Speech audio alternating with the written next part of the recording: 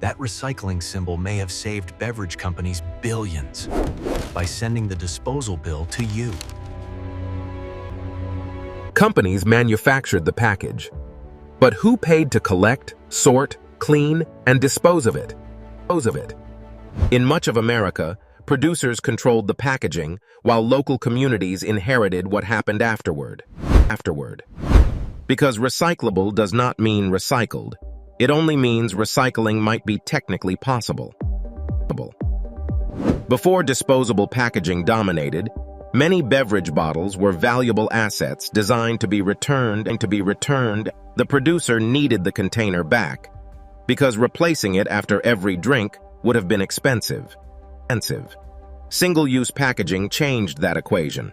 Containers became lighter, cheaper, and easier to distribute nationally. Companies could ship products outward without building an equally expensive system to bring empty containers back. The container left the company's supply chain, but it did not disappear. It entered the public waste system. The public conversation increasingly focused on individual responsibility. Do not litter, use the bin. That message made disposal feel like the consumer's responsibility, even though consumers never designed the package. Cities needed bins, trucks, drivers, fuel, sorting contracts, equipment, education programs, and cost audience. Those costs were commonly paid through taxes, utility charges, municipal budgets, or recycling bin. A recycling bin is only the beginning. Every item must be transported, separated in food residue, plastic bags, mixed materials, and incorrect items can contaminate entire loads and raise costs. EPA data for 2018 placed the recycling rate for PET bottles and jars at about 29%. A bottle can be technically recyclable and still lack the collection, market, or processing capacity needed. Recycling also depends on economics.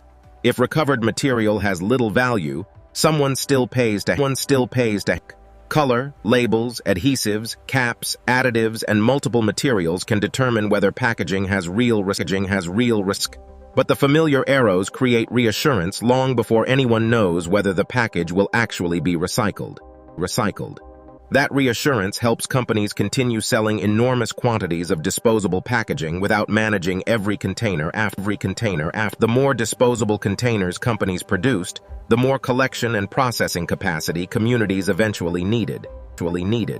Revenue remained concentrated with producers, while many end-of-life costs were distributed across millions of residents.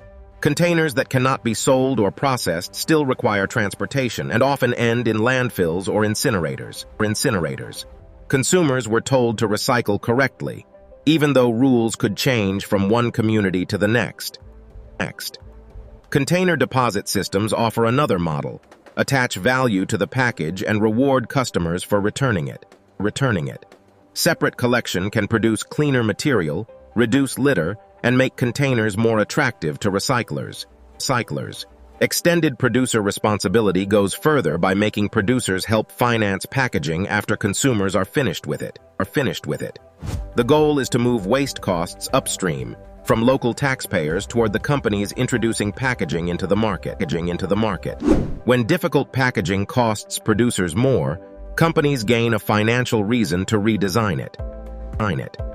Producers argue that new fees increase operating costs and may ultimately raise prices for consumers. The debate is not whether waste has a cost, it is deciding who should pay that cost. Recycling remains valuable. The problem begins when recyclability is presented as a complete sumagi.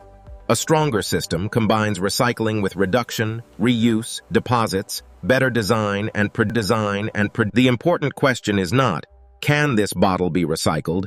It is, who guarantees that it will be? If packaging creates costs after the sale, those costs should not vanish from the product's true price. Recyclability became the promise, and taxpayers became the safety net. Real responsibility begins when producers fund the entire journey.